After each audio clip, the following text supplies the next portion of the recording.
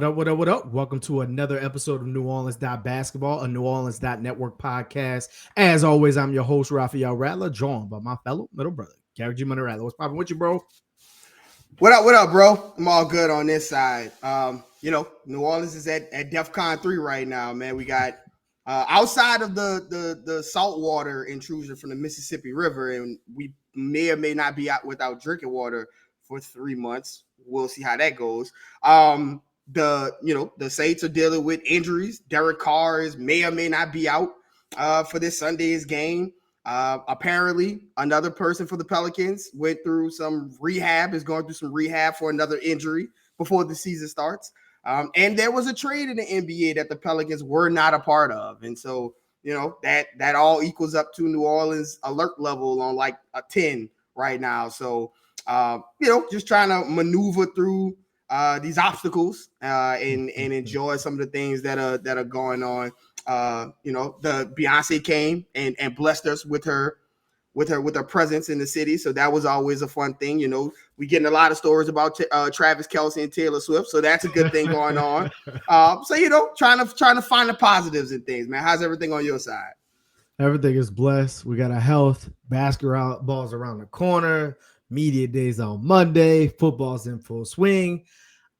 Color me not shocked that somebody plays for a New Orleans sports franchise and happen to get injured. Go figure, right? But since the last time we talked, man, the Pelicans have had a couple announcements. So Griff came out and in typical Griff fallacy, he kind of talked about how hope is not a strategy and how this season, they've put in a lot of work in terms of changing the things around the roster. Now, the roster hasn't changed that much or whatnot, but different things in terms of the analytics teams and the medical staff and the coaching staff and things like that. So Aaron Nelson and Aaron Miles and James Borrego were announced today, even though they've been on the roster coaching staff like all summer.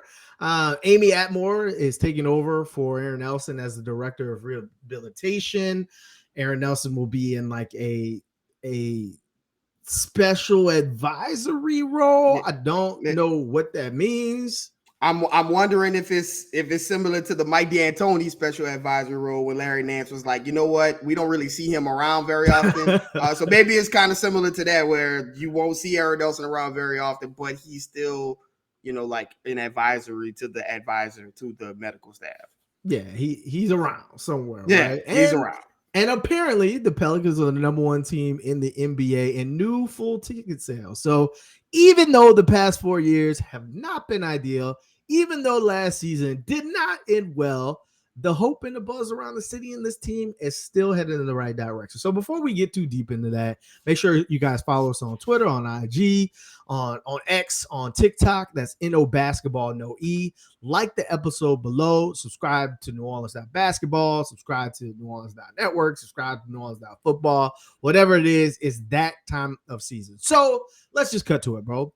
Damian Lillard plays for the Bucks now. Crazy. Didn't see this one coming. It's a little frightening for the league, in my opinion, because I just don't know what you do with Giannis and Dame in a pick and roll. Like, you got to sell out one way or the other.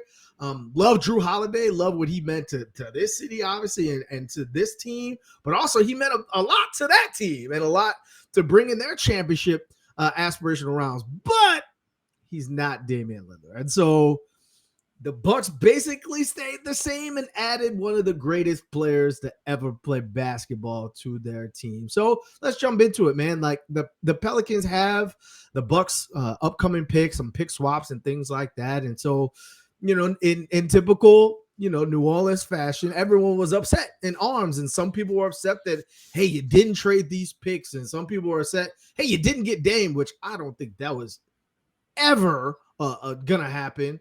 But a lot of people are just like, the Pelicans are sitting around while this arm race is going on. So what are your feelings on it? Like, how do you feel this impacts the Pelicans one way or the other? And did they sit on their hands a little too long?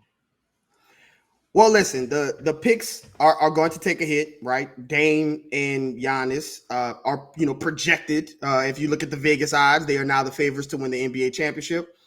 They are projected to be very, very good. And so, those picks, won't have the same kind of value as they had maybe a week ago when that Bucks team looked like it was fracturing at the seams a little bit, with Giannis doubling down on his comments to say, hey, listen, if this organization isn't pulling in the same direction as me and wanting to win again, I will not sign here and I won't be here. And the team looked like they were ready to play a very, very pressure-packed season. But they listened to Giannis, and obviously they came in. Now, I will say this: the Pelicans, I won't blame the Pelicans for not having the foresight to see a team with very little young players, right? If any young talent, very few, draft pick assets, and not a lot of flexibility to kind of go, which way. And again, Milwaukee is not a big market, right? So it's a lot of things will pull it in the way of like that. That's not going to be a destination, right? For all accounts, you heard Miami, right? And when everybody, left for summer vacations and then came back, you started to hear some noise about like Boston and other teams, but not Milwaukee, right? Milwaukee was kind of like, the afterthought. And then they come in with the Phoenix Suns, and Portland gets that blue chip prospect that they see in DeAndre Ayton, and that trade opens up for Milwaukee. And so, I don't blame the Pelicans for not having the foresight to see that. Now, I will say this: that those picks, if you have to do something with them, right? There has to be something to be done with them. And, obviously you have all of these, you have all of these picks in this just draft stash. And listen, in this new age of player empowerment and movement, and especially we're moving into now the secondary stage of it, which is the second tax apron, the repercussions of this player movement. You never can tell how long these teams are going to stay together, right? They look phenomenal, and on paper, Dame is under contract for 4 years. Giannis is about to come up on an extension. You assume that he's going to sign that extension. But you could have said the same thing for Kevin Durant, Kyrie Irving, and James Harden in Brooklyn, right? And then without 1 year gone, that team was completely different. And listen, for Giannis being, the incredible player that he is and the amazing, talent that he is, Dame made it very obvious where he wanted to be, very loud, so much to the point that after he got traded, his agent came out and said, I appreciate Miami for everything that they try to do to get my client there, but he's not there. And so, and so you hear, and now a report is coming out that Dame was like, well, if you're not going to trade me to Miami, I'll stay here. Like, I don't want to go anywhere else but Miami, or I'll stay here. So you hear, he obviously did not have Milwaukee like as his circle top destination. So you just never know. So again, should these picks be moved to use to upgrade this roster? Maybe they still can, right? You hear rumblings about who's interested in Jrue Holiday. Is Robert Williams going to be available if the Celtics want to get in on the Jrue Holiday sweepstakes, or any other players going to get moving, right? This trade can still be opened up to another team, and the Pelicans can get into those. You still have opportunities to get better this team.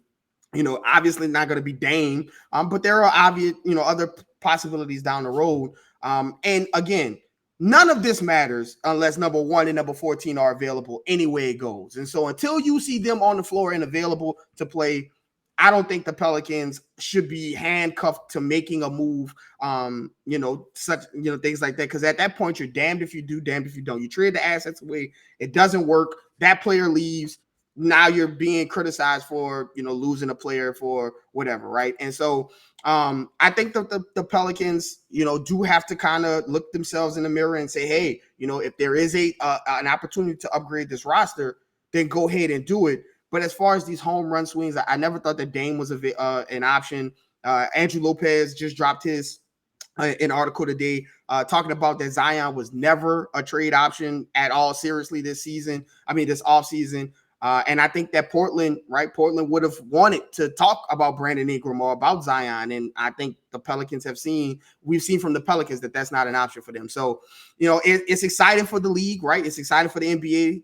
We get to see Dame and Giannis play together. The Pelicans still have their draft picks. You never know. Both of those guys are coming off of surgeries, coming off of, rehabbing knees and shoulders and things like that. So we'll see. But I'm excited to see him as a basketball fan. I'm excited to see them play together.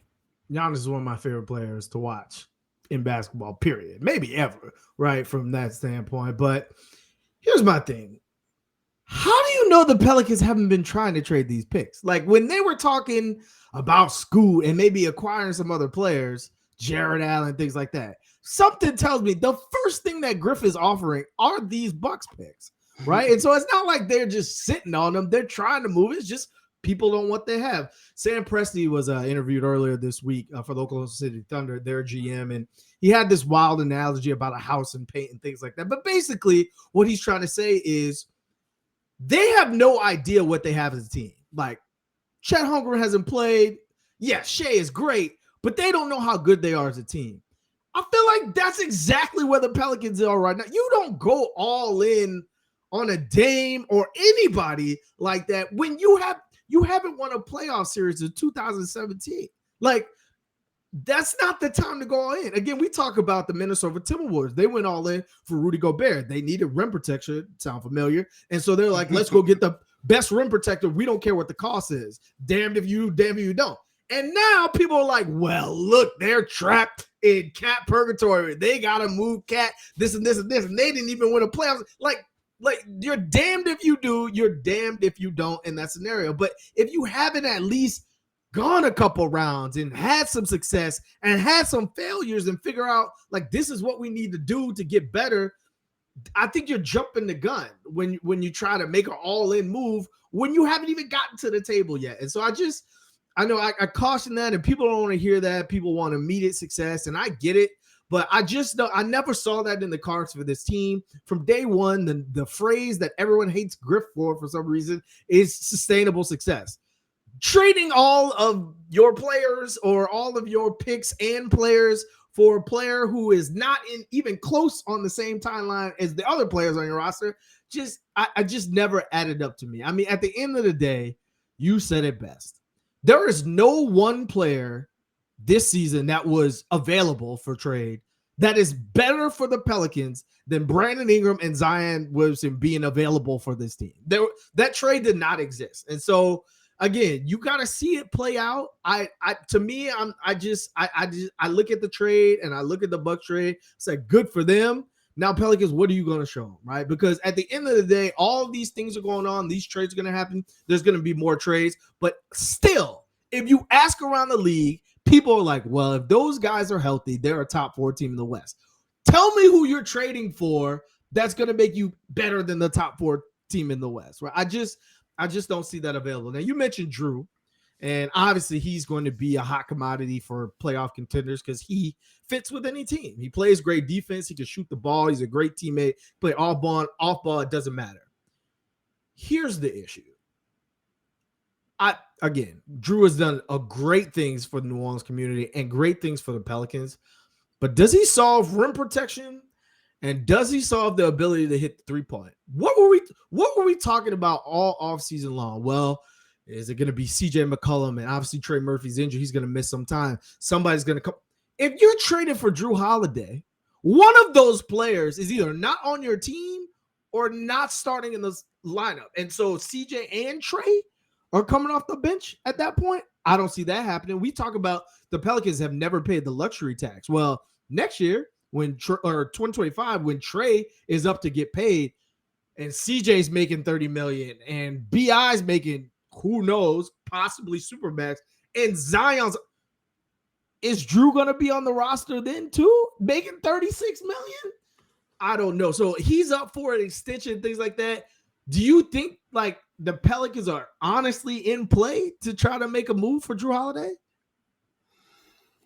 I don't think that they are. I think that where Drew is, right, especially you talk about his contract, right? When you trade for Drew Holiday, first of all, it's reported that Portland wants 2 first-round picks for Drew Holiday. So you already see where they're valuing Drew Holiday. So you cannot come in there and say, here's Kyra Lewis and some second-round picks. It's not going to happen, right? Secondly, Drew Holiday makes $30-something million this season. $36 million. So, right, $36 million. So you have to at least, you're already over the cap by a couple of $1 million. you have to match those salaries, right? So one of those guys, right, CJ, it would have to be out, and if the Trailblazers are looking for 2 first rounders, I don't think CJ McCollum is going to fit that mold. So you're already working behind, right? So CJ is considered salary filler at that point. Then you have to give them 2 first rounders or at least 1 first rounder.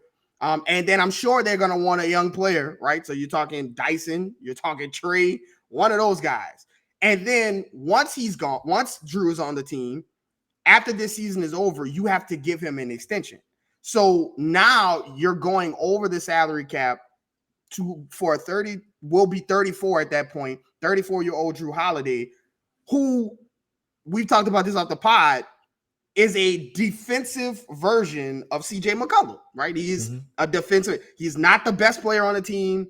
He's probably not the second best player on a good team. He's probably a really solid third best player on the team, which we saw in his championship run with Milwaukee. So I just think that if you're gonna go over the salary, over the into the luxury tax and pay it for the first time ever, I just have a hard time believing that Gail Benson, David Griffin in the front office is circling Drew Holiday at 33 years old going into a new extension as the guy that they're going to go over the salary cap for, into the luxury tax for. So I don't think it's a real. Now, listen, I also didn't think Dame was going to Milwaukee. So, obviously anything is possible. But some of the people, some of the teams that are listed as Drew Holiday destinations, such as like Miami and Philly and some of those places, I think they have better assets, which they would be willing to come up off of or to give up better than the Pelicans would be. But, we'll see. But I just think,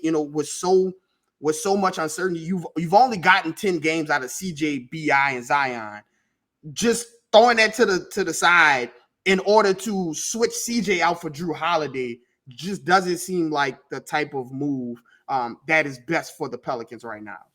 Right, and I tend to agree with you there. So we started the pod off breaking down Derek Carr's injury and things like that. Well, Trey Murphy is going to miss a couple of weeks to start the season. Apparently, he's doing really well. He's already in the gym shooting and things along those lines. So hopefully that 10 to 12 weeks, is on the shorter end of it, things like that. But Jose Alvarado has an ankle injury, and now Larry Nance has an ankle injury. Now they shall be out of basketball activities for the next 2 to 3 weeks, would still allow them to kind of start the season, healthy and things like that. But they're going to miss a big chunk of preseason and a big chunk of training camp. Now you're down 3 rotational players before training camp even starts, right? Is this a big deal? Like, does it feel like the Pelicans are kind of like limping into the season in a season where you got to have it, right? Like, What are your thoughts on it? I wouldn't say they're limping, but it's definitely a bruh man from the fifth floor bar. It's a bruh man from the fifth floor bar because listen, Trey Murphy is a huge loss. It's a huge loss. I cannot express that enough. How much of a loss he is to the Pelicans offense, just his floor spacing and his gravity, his threat out there, and his ability to finish and just his length on the defensive end. Just a lot of things that he can do to be better, right? Jose and Larry are really like bookend hearts of the team, right? You got your point guard leader off the bench and kind of like your big man front court rim protector. Don't do it, the only guy who's up there to do it. And that guy. So you have those 2 bookend guys, and so they're going to be huge losses. But I think what this gives Willie Green and really James Borrego an opportunity to do is for Willie Green to, like, in these preseason games, right? There's the first game against Orlando and things like that. Like, can you get Kyra out there and get him some minutes and build a comfortability with him? Same with EJ Liddell. Can you get those 2 guys in there in order to give them a level of comfortability with Willie Green? And can James Borrego kind of be the spearhead to kind of say, hey, listen, see what you have in some of these guys. This is an opportunity for them to do it, right? We talked about it when Jose's injury first came out, it's a sort of crude poetic justice to have Kyra have an opportunity as he comes back from his injury and gets his now a year away from that ACL tear to kind of get his feet underneath him and get an opportunity to play, right? And in EJ Liddell the same way, so many hopes, so much hope and hype around him coming into his rookie year before he tore his ACL in the summer league. This is an opportunity for him to get some of those minutes. So the only reason I say it's a slow bob is because, again, if 1, 4, and 3 are available to get on the floor, if you can get to media day and preseason with CJ, Zion, and Brandon Ingram healthy, I think that gives you an opportunity to do some great things. Now, you need all the players available. The deepest team, one of the deeper rosters in the league, which we always say on this podcast, is only as good as the players who are available to be deployed in that deep unit. You need all of those players. But if you can get it coming to this season in a season, and so many times we've talked on this podcast, you never get into the regular season tip off with the main players, right? It's always one of the main players is dealing with something, right? It's Zion, Brandon Ingram after one game. If you can get 10 straight games going into the regular season, obviously Trey is going to miss game, but 10 to 15 to 20 games of Brandon Ingram, Zion, and CJ, you should be able to be okay until these guys get back on their feet and get ready to play and get healthy. But again, this is a team where you hate forecasting because it just seems like the injury bug resides in New Orleans and multiplies in New Orleans. But I do think as long as those 3 guys are available, you should be able to be okay until Trey gets back, until Larry and Jose, until those guys feel 100%. Yeah, you said it right.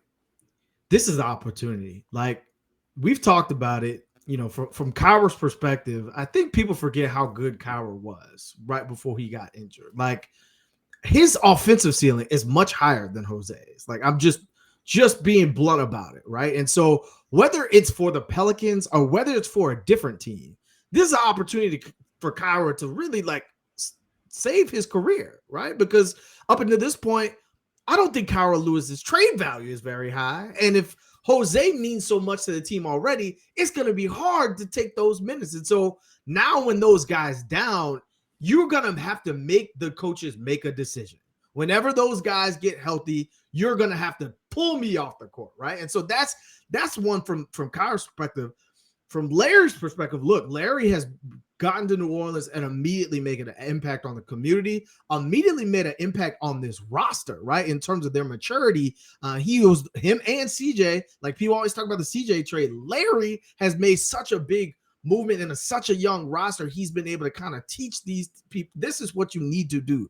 This is what you have to do. This is how you have to move. This is how you take care of your body. He's been so integral there, but he's also making $10 million, right? And that's a lot on a team that doesn't have a lot of salary cap space. And so we've talked about it. If EJ Liddell can come out, especially in the training camp, and show that, hey, I belong early on, not only does that kind of help save Larry and that he doesn't have to grind his ankles and knees and lower extremities to the point where he's not available for the end.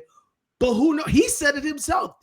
That could be the person that takes my job, right? And so this is an opportunity from them. Now, the other person that, again, I think was going to play to some degree anyways, but I think having a guard go down really gives him opportunity is Dyson Daniels. He's probably the person outside of the obvious players that I'm the most excited to watch over training camp and preseason, because I just think that Lonzo element of his game where he can turn defense to offense and he can get the ball to Zion in transition and he can push the pace and make this team play with their athleticism instead of playing slow in the half court. That's different.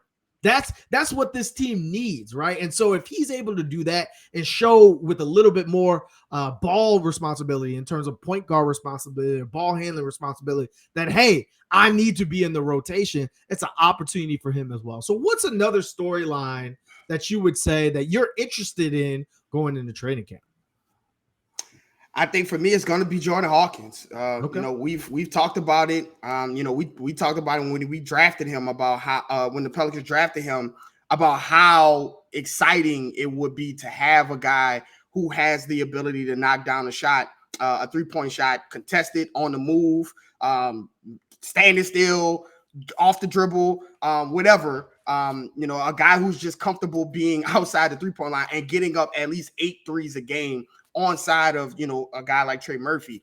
Now with Trey out and a lot of the 3-point responsibilities, listen, if he's going to get an opportunity to play, and that's a question, is he going to get that opportunity to play? If he gets an opportunity to play, a lot of the 3-point shooting and responsibility is going to fall on him, because everybody's going to be looking to him as, you're the shooter. Let's see, what happens. And so the story I'm going to be watching is has Jordan Hawkins, went into the lab, learned some defensive techniques, learn to be in a team defensive setting. And also, can he earn those minutes on the floor and contribute? He had a shaky summer league, right? And a lot of that is contributed to him being asked to do a lot of things. The Pelicans were trying to see, what was the max of his strength as far as like handling the ball and doing things. But on a team that is going to be devoid of shooting with Trey Murphy off the floor, can he get an opportunity to play? And when he gets on the floor, will we see some of the things that we saw in UConn that made him a lottery pick, such as like hunting for 3-point shots, being a threat, and starting to create the gravity that he's going to need to create in order to stay on the floor and stay in a rotation that is so guard heavy and forward heavy that, you have to come with something that separates you and gets you on that floor. And so I'm going to be very interested to see Jordan Hawkins during training camp and during the preseason, really. Can he get on the floor? And when he gets on the floor, what can he do to contribute and earn a roster spot and earn a lineup spot? Yeah, I mean, look, you can't hide from the moves that the Pelicans made. Look who they're bringing in for camp. Obviously, you've got Jordan Hawkins, and you hope that he can earn some minutes, but something tells me that you're going to see Jordan Hawkins in some squadron games, especially to start the season. I think that's what's going to happen. But that being said, Landers Nolley, obviously you saw him in the summer league as an undrafted free agent 3-point shooter. They brought in Kaiser Gates, shot 55% from 3 on 5 attempts of the G. They brought in Devin Kennedy, 42% from 3, G League MVP. Like, they're bringing in shooters, right? Like, they know what they have on the roster and they know what they don't have, right? And so they're bringing those guys in because someone has to fill that gaps. And these are older guys, 27, 26, 25, guys who have played or have been around and have played a little bit of basketball, been a little bit around the NBA and the G League and things like that. So if you need them in a pinch, they're available and things like that. The storyline that comes to me, and shout out to the friends of the pod, Pels Press, David Griffin himself, not us, David Griffin said, and I quote, Liam Robbins has the potential to be a meaningful NBA center on both ends of the floor. He's 24 years old. Again, look at the trends. This is not 20 years old, not a 19-year-old, 24. He's older than Zion. He's older than Trey. He's older than half of the roster already, right? They're bringing in guys who are ready to play. Herb is already 25. Like, they're bringing in guys who's ready to play. Again, got injury. I mean, you wouldn't be a Pelicans player if you didn't have an injury history. You got an injury history. But again, like, there's a lot of faith in a player like that. And again, you look at this roster and you say, listen, Larry Nance, I know you're athletic, but I don't know if you can bang with the 7-footers and things like that. JV, I know you're good offensively, but I know that there's some deficit on the defensive end. Unless there's a trade made, I just don't see that guy that's anchoring your defense from the center position. And so I want to see what that looks like in training camp. Can you be the Herb Jones where they thought that Herb was going to start in the squadron and work a way in, and very quickly Willie Green was like, nah, I need to start that guy? I don't know. Let's see what Liam Ramos has, right? Like, I'm just very curious about that. The rest of the team, obviously, you're working about chemistry. You're working about the big three, seeing what those guys look like, especially without Trey. You want to see what some of the other guys are bringing to the table. But I'm just looking at the glaring holes on this team and how they're going to dress. So you talked about the shooting, and I'm talking about the rim protection. So media day is on Monday. Can't wait. That should be exciting. I got a lot of questions and things like that. It's time to make some predictions. going in the league. Last year we made some, didn't go so hot. No, they did Let's start, not. No, they did not. let's start with number one. Got a question for you.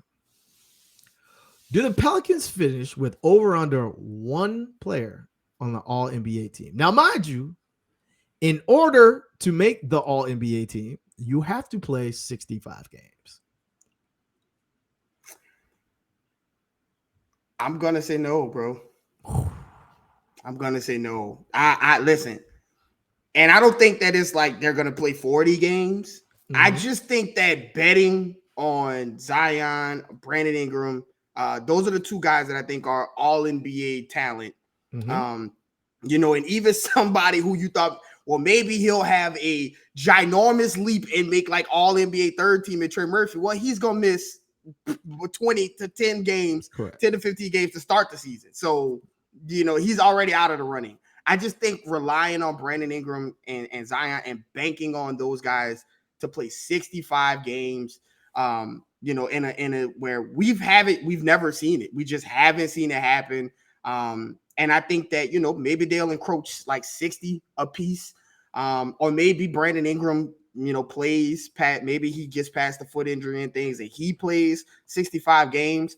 But I don't know if they'll be, if they'll have 65 games and be all NBA eligible. So I just don't think that is going to happen. I think that there'll be two all-stars and maybe, they'll be able to, catapult off that and stay healthy. But if you were asking me to bet, I would say no. I would say they wouldn't play 65 each. I agree. I think it's tough. I think that 65 is a lot. That's a lot of the season, and you haven't seen that. I'll put it this way: if you get 60 of both of them, I think you're in a good spot. So that leads me to the next question: did the Pelicans win their first playoff series since 2017-2018 season? Ooh, they better. I think they get one. I think they get one this season. I think, Zion has had a summer. He has had a summer. And I think, from all accounts, from his mouth, from reports, from, the brass of the Pelicans, it seems as though like this is the season that he gets it. He's been in New Orleans. He's hiring chefs and doing things to maintain his lower extremities, to keep him on the floor. He's doing things that we haven't seen in the past. So I'm going to say that, if these are new things, that this is a new commitment. And I think there's pressure. And the pressure is, this is the season where everybody's, you get a lot of, as Zion becomes the person that the superstar he is, you get a lot of cachet, right? All generational talent. This guy, I think we're at a point where the NBA media and Pelicans fans and everything are looking like, we have to see something. And I think this is the season that Zion does deliver on that. And so I think that they power through, they get in one of those top 4 seeds, and I think they do win one of a playoff series this year, at least one for sure. I hear you. I agree with you that, just like Zion said 2 years ago, the definition of insanity is doing the same thing over and over and expect a different result. Things change this summer, so hopefully the results change as well. Last question: who's the breakout candidate this season? Trey Murphy was the breakout candidate. Everyone kind of saw that coming. Who is it this year? I think Jose has a big year this year. I think Jose has a big year. And when I say breakout, I don't necessarily mean like, he's going to be an all-star or anything. But I think you're going to go into like the tail end of the season and the postseason saying that guy is it leads one of the best benches in the league. And he's the straw that stirs it, right? I think that he gets another season kind of comfortable in who he is, and who he is on his team and his role. And I think that he becomes a guy that leads the bench unit, and we look down at the end of the season like Jose is a guy that is going to be the reason the Pelicans are going to win a playoff game. Like he's going to win a quarter or something like that. And it's not going to be a surprise. We're going to be like, oh, this is the Jose that we've seen all season long. Ooh, I like that. I like that answer. I'm going with Herb Jones. I think that there is a level to Herb offensively that's there. Obviously, the shooting was horrible to start the year. And then as the year went on, Herb became more and more reliable, more and more consistent. I think that there's more to be tapped there because he's such a smart player defensively that he's going to be able to find spot. And he's Willie Green's type of guy. So he's going to be put in an advantageous situation, especially as 14-1 on the court. So that being said, that's all we got for you this year. This offseason, media day is on Monday. Hopefully nothing happens between now and then from an injury standpoint. Good luck. Hopefully the Pelicans can start this year with some momentum and it can be exciting because I think that's what the city needs. I think that's what the fan base needs. I think what the world needs. Like I said, I think Zion not being a playoff series has deprived the world of something special. So what you got left for the people, guys?